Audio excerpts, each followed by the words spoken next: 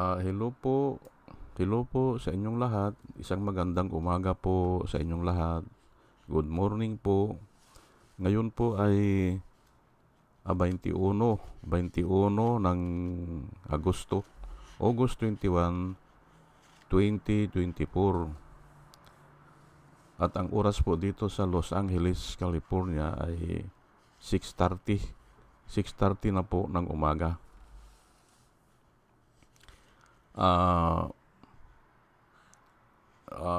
Wednesday po, Miyerkules. Opo, at medyo maganda ang panahon.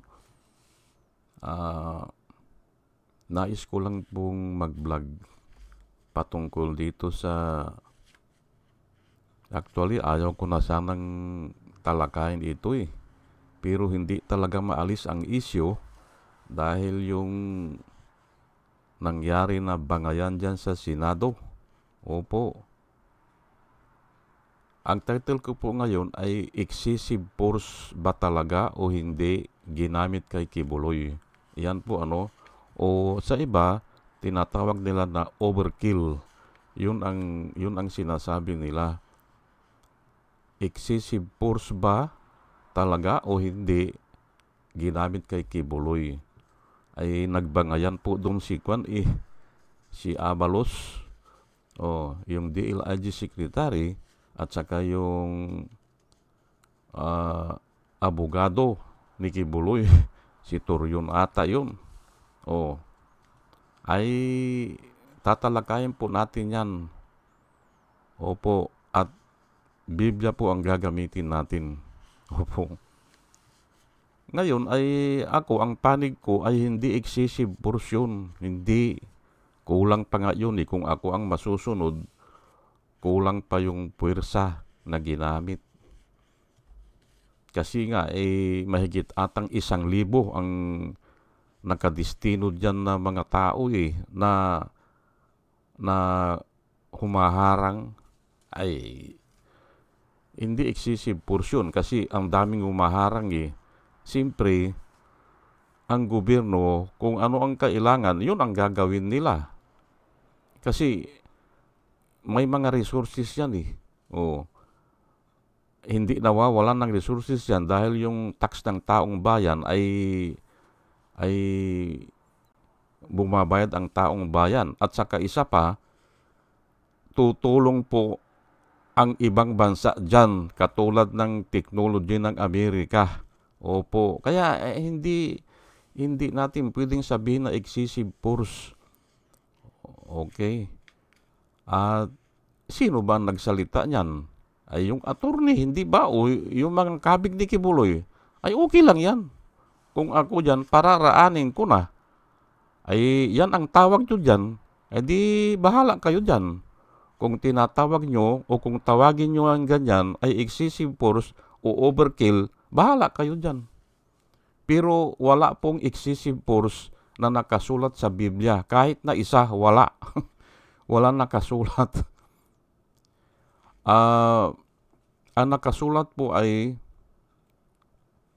with great power and glory. Ayan po. O with the great power and authority. Yan po ang mga nakasulat.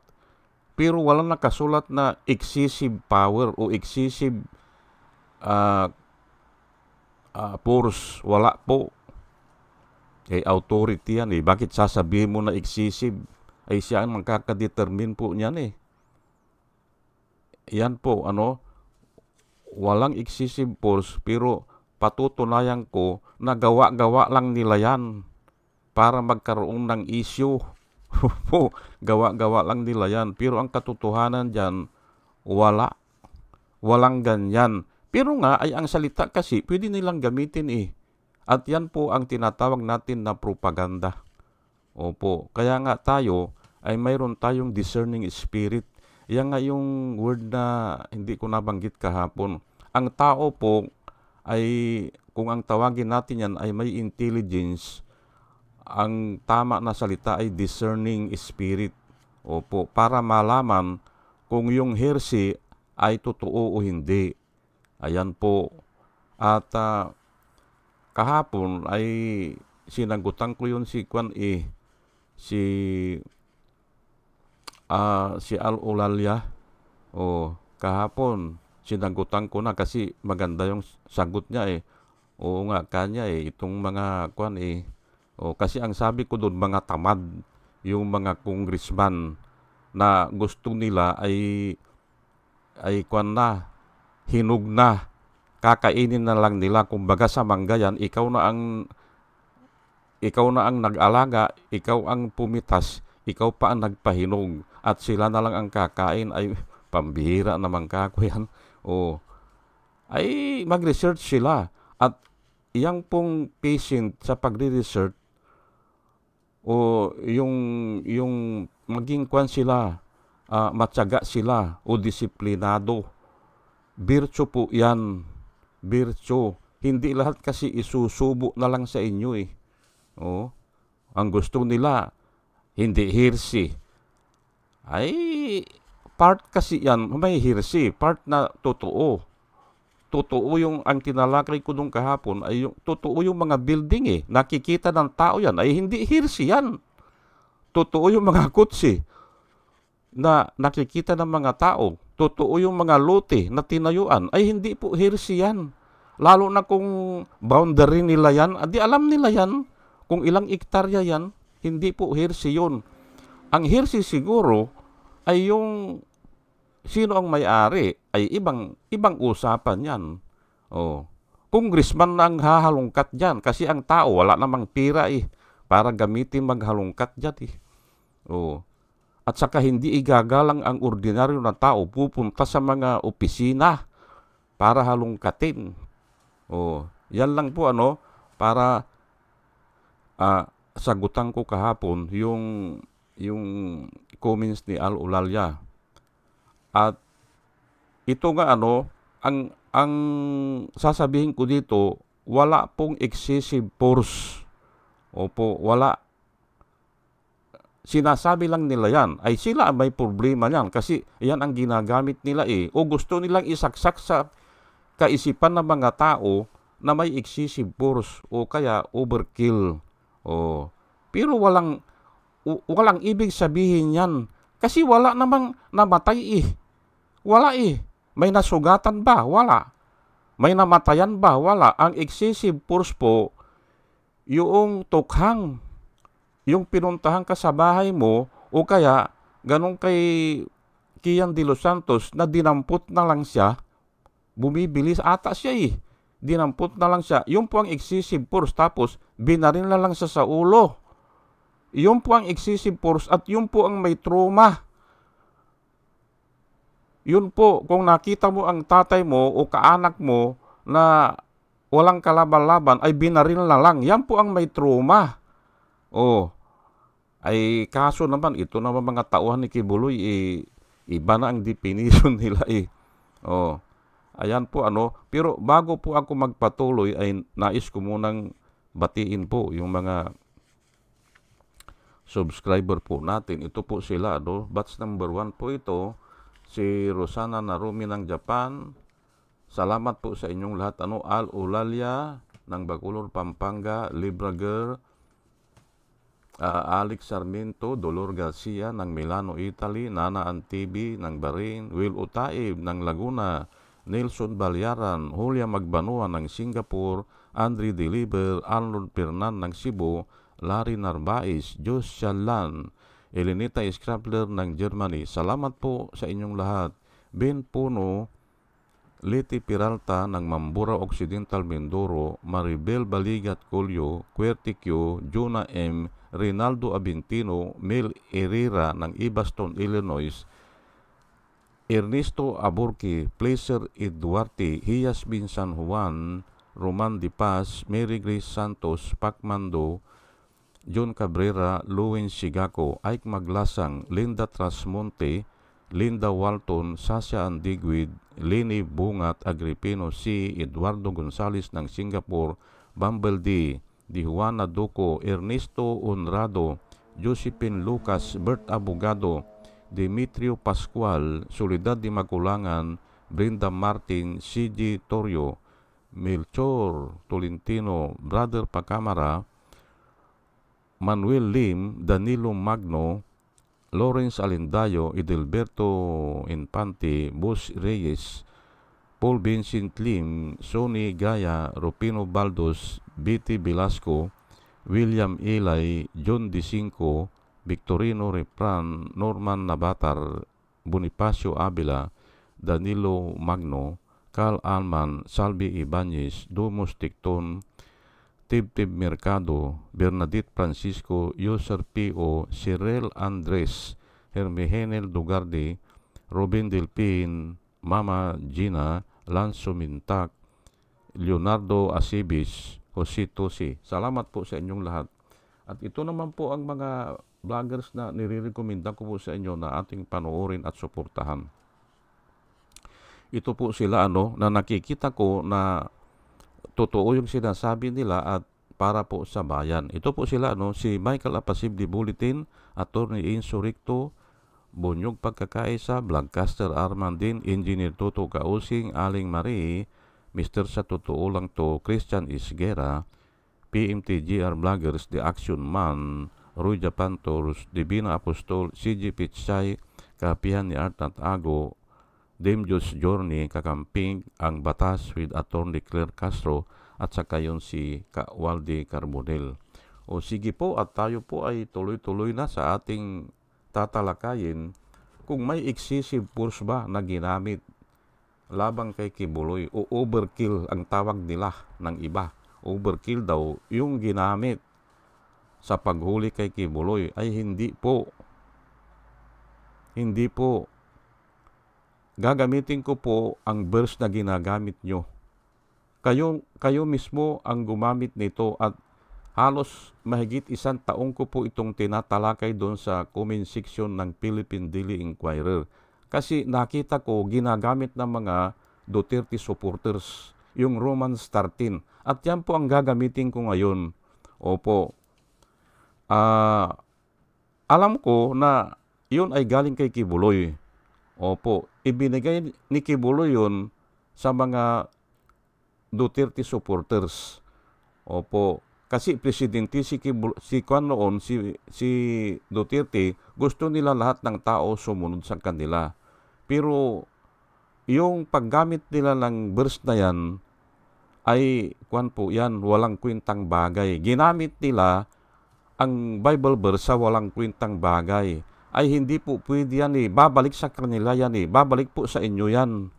Opo. At yan na nga ang nangyayari ngayon. Ginamit nyo ang salita ng Panginoon sa walang kwentang bagay. Ako hindi ko ginagamit Ginagamit ko kung mayroon akong i-discuss at i-discuss ko ng malalim. Ito po ang kasagutan sa kanila ay wala pong excessive force dyan kasi authority po sila Ito, Romans 13 verse 4. Ito lang muna, verse 4. Pero babalikan ko 1 to 5 ito o hanggang 1 to 7.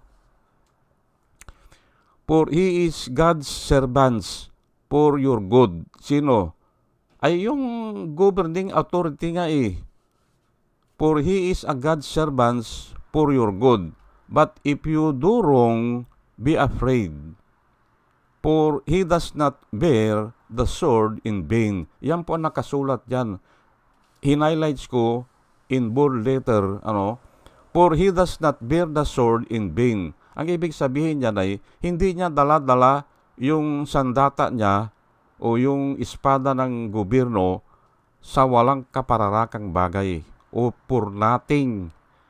May espada yan o may baril yan para gamitin niya.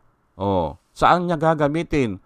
For he is the God's servant. Inulit an avenger who carries out God's wrath on the wrongdoers. Para dun sa mga wrongdoers, nanggahasa ba si Kibuloy? Ayan na nga hindi ba? Pati nga dito sa Amerika yan din ang ginagawa niya Kaya nga ito ang gagawin ng gobyerno. Hindi ba? An avenger who carries out God's wrath on the wrongdoer. Ay kayo nagsulat yan Sinulat nyo yan mga 7 years ago. Nung unang mahigit na siguro, mga 8 years ago na yan. Nung una at saka pangalawang year na nanunungkulan si Duterte as president. Yan ang paborito nyo eh. Romans 13. Nilalabanan ko kayo dyan. Ayan po, hindi ba? Nabasa na natin, for he does not bear the sword in vain. Ang ibig sabihin yan, yung sandata niya ng gobyerno ay hindi naandyan yan para for nothing or for in vain. Basahin nyo para maintindihan nyo. Avenger nga ang tawag Avenger who carries out God's wrath.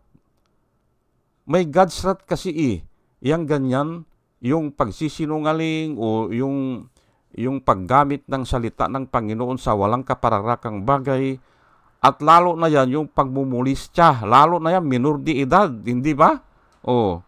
Ngayon kung sasabihin nila na inosente, adi harapin niya, pero habang hindi niya hinaharap yan, habang lalong hindi siya humaharap, ay mas lalong naiisipan ng tao na guilty siya sa kanyang konsensya o sa kanyang pag-iisip, guilty siya. Kasi nga ayaw humarap May prinsipyo po ang mga abogado dyan.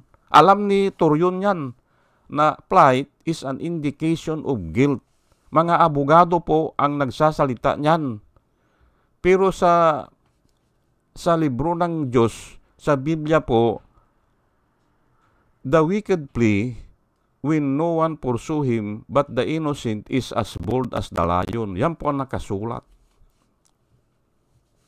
Ngayon, babasahin ko lang po ang buo na Romans 13:1-5. Ito yung sinusulat nila ng mga Duterte supporters. Let every person be subject to the governing authorities, for there is no authority except from God, and those that exist have been instituted by God. Therefore, whoever resists the authorities resists what God has appointed, and those who resist will incur judgment. For rulers are not a terror to good conduct, but to bad. Would you have no fear of the one who is in authority? Then do what is good, and you will receive his approval, for he is a God's servant for your good. But if you do wrong, be afraid, for he does not bear the sword in vain, for he is the servant of God, an avenger who carries out God's wrath on the wrongdoer. Therefore, one must be in subjection, not only to avoid God's wrath, but also for the sake of conscience. Ayan po, for conscience sake, hindi ba? May konsensya po ang tao kailangan sumuko siya para sa konsensya niya. Hindi lang dun sa God's wrath. Hindi ba? Ayan, totoo ba yan? Ay, nakasulat po for conscience sake. Mag-obey po tayo sa governing authority. Basta mga legal mga legal o talagang maliwanag. Ay pero yung papatay ng tukhang ay hindi pwedeng sundin yan. Hindi pwede kasi labag yan sa 10 utos.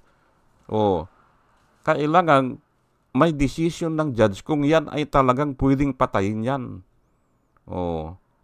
Yan ang sinasabi ko. Ngayon ay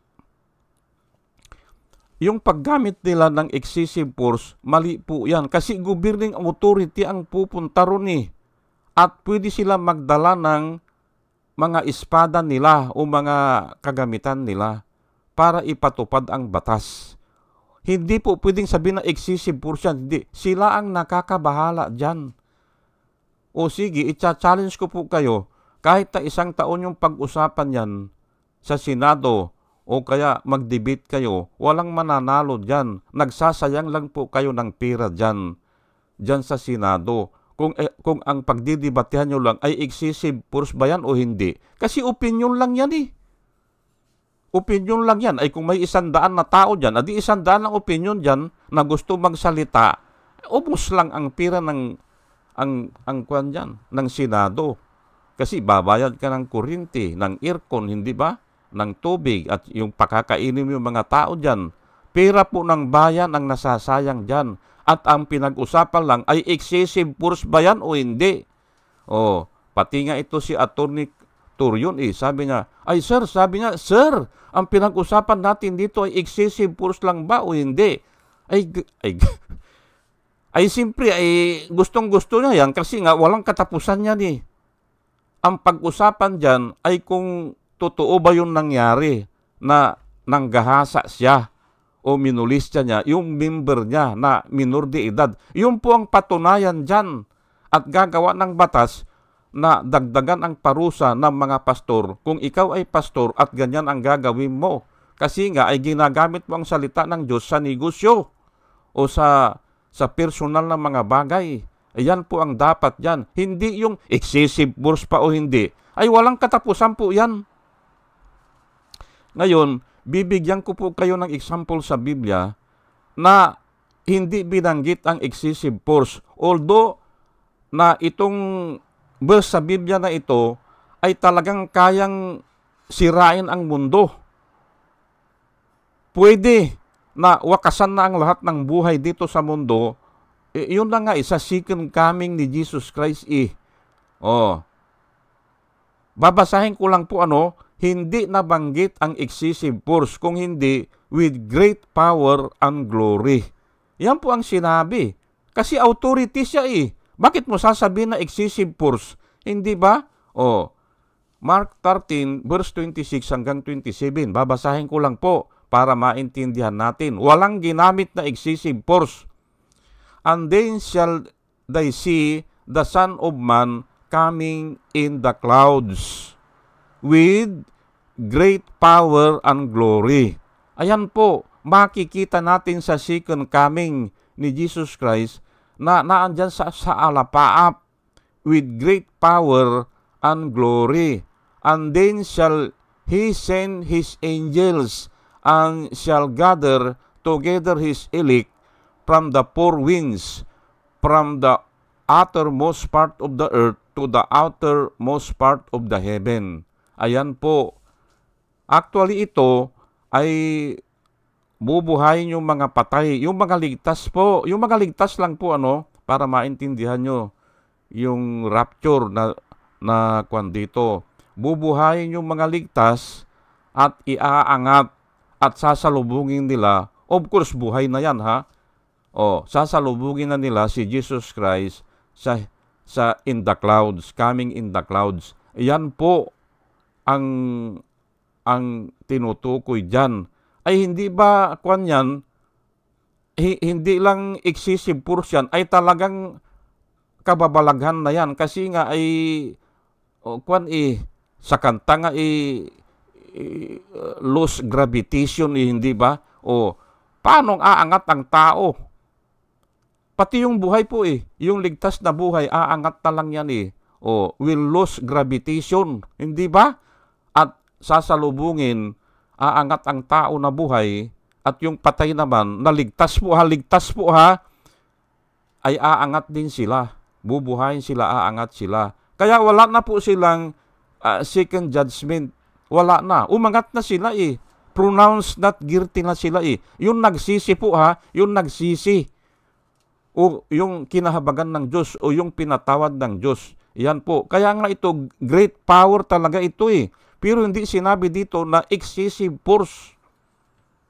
Hindi ba?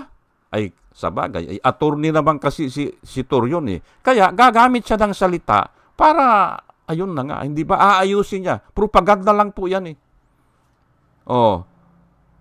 Hindi ba? Kaya pong wasakin ang mundo, pero hindi sinabi na excessive force o excessive power. Wala. Itataas ko lang po ito sa Ephesians chapter 1, 18 hanggang 20. Babasahin ko lang po para maintindihan natin na walang ginagamit na excessive power o excessive force o kaya overkill. Wala po. Gawa-gawa lang po ng tao yan. Ito Ephesians chapter 1 verse 18 hanggang 20. I ask that the eyes of your heart may be enlightened, so that you may know the hope of His calling, the riches of His glorious inheritance in the saints, and the surpassing greatness of His power. Babalikan ko lang, and the surpassing greatness of His power. Hindi excessive power. The surpassing greatness of His power to us who believe. Sa amin na naniniwala. Kasi nga iaangat kami. Wala na kaming judgment. Iaangat na nga Paano kang double jeopardy yan, hindi ba? Hindi pwede. Kung save ka na, hindi ka nahahatulan doon sa kwan. Kaya nga, makakasama mo na si Jesus Christ At ang maiiwan, yung mga patay at saka yung buhay na maiiwan, ayun ang may second judgment. Iyon po ang hahatulan. Tatayo nga ang mga kwan Tatayo po ang mga rigtas. Ang mga saved people tatayo as a prosecutor. Sila ang mag-aakusa doon sa mga taong hindi ligtas. Siya ang pumatay. Siya ang nagnakaw. Hindi ba? Siya ang nanggahasa. Ganun po yan. Yung taong ligtas, siya ang magtuturo doon sa second judgment. They will act as the prosecutor. Kaya nga, ang nakasulat sila pa nga ang judge The saint will judge the world. Nakasulat po yan. Ayun nga siguro, dahil sasabihin niya, siya nanggahasa. Hindi ba? Kaya nga walang ligtas ito si Kibuloy Ituloy-tuloy ko lang po kung ano yung great power na sinasabi. And the surpassing greatness of His power to us who believe. These are in accordance with the working of His mighty strength. Ayun, mighty ang ginamit. Yang strength, parang portion o mighty power yan. Sa ibang mighty power, Hindi ginamit na excessive power. Pero si Torion ang ginagamit, excessive power. Niloloko lang mga tao. Ito nga, ito nga, bubuhayin ang patay na at si Jesus Christ nga ay binuhay nga yun at yun ang dinidiscuss ulit, which He exerted in Jesus Christ when He raised Him from the dead. Ayun. Nung binuhay po si Jesus Christ, ay may mighty power po yun. Pero hindi sinabi na excessive power. Which He exerted in Jesus Christ when He raised Him from the dead and seated Him at His right hand in the heavenly realms. In the heavenly places. Ang ibig sabihin. Ngayon, ay nakaupo na si Jesus Christ doon sa right hand ng Diyos doon sa heavenly places. Ayan po. Pero ginamitan ng mighty strength ang nakasulat dito. Hindi po excessive power. Pambira naman ito mga kabig ni Kibuloy, hindi ba? Sige na, padaanin na natin. Sige na, pumapayag ako. Excessive power na ang ginamit. Pero napatunayan nyo ba na hindi totoo yung karga o yung charge?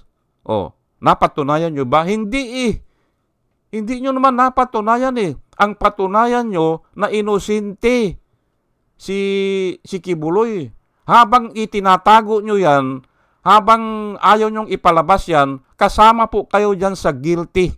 Opo. Alam nyo kasi na guilty yan at walang lusot yan sa bigat ng mga testamento o mga narration ng mga inabuso. Pati nga dito sa Amerika At palagay ko hindi pakikialaman ng Amerika yan. Bakit?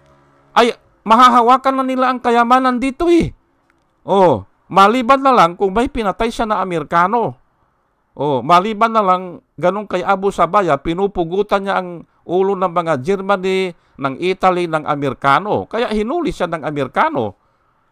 Ay nanggahasa lang yan dito At mga Ukrainian pa ata ang ginahasa, ay walang pakialam dyan ang Amerikano. Pero kukunin ang kayamanan niya. Ayan po, tabla na lang yan. Kaya hindi ako naniniwala na kukunin siya. Hindi. Hindi kukunin yan ng Amerikano. Basta yung asset niya dito, makukuha ng gobyerno in favor of the government. Pag ayaw na niyang kunin. Kasi nga, hindi na siya haharap yan eh. Oh, at dapat yan ang gawin natin dyan sa Pilipinas. Gumawa tayo ng batas. Kung ayaw ni Mayor Kawili na aminin na sa kanya yung mga bahay dyan, mga pirari na yan o mga kuwan, kunin na ng gobyerno yan. Kung walang nang may-ari o kaya nasa dami at yung dami, hindi naman maipaliwanag kung sa kanya yan o hindi. Hindi ba? Amak mo, sekretarya lang, hindi ba?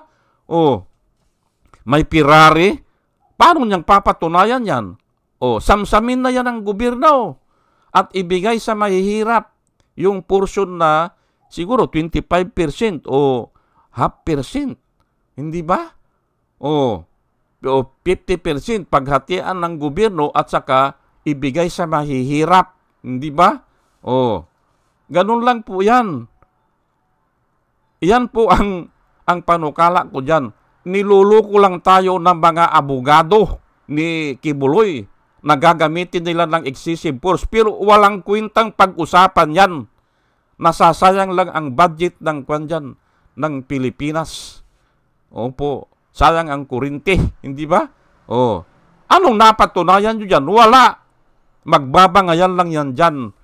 Oh, at ang attorney ni Kibuloy ay ang galing eh, hindi ba? Oh, wag daw pag-usapan yung merito, sabi niya eh. Dahil sinagot na pala yan ni Engineer Tuto Kausing, sinagot na niya.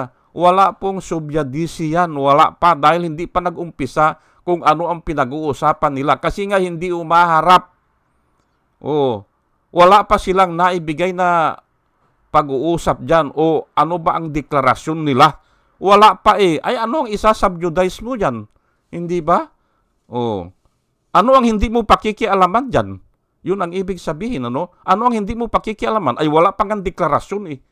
Oh, ang nag-declare lang yung naabuso, hindi ba? Na siya ay inabuso. Ay ano ang deklarasyon ni Kibuloy? Wala.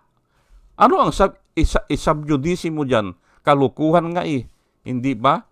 O sige po at hanggang dito na lang po ano at muli ay isang magandang umaga po sa inyong lahat mga kababayan, mga minamahal at pinapanalangin ko po na tayo ay magkaroon ng wisdom na nanggagaling sa Panginoon sa ating pakikinig. At muli, mga kababayan, mga minamahal, ay isang magandang umaga po sa inyong lahat at salamat po sa inyong pakikinig. Salamat po ng marami. Salamat po.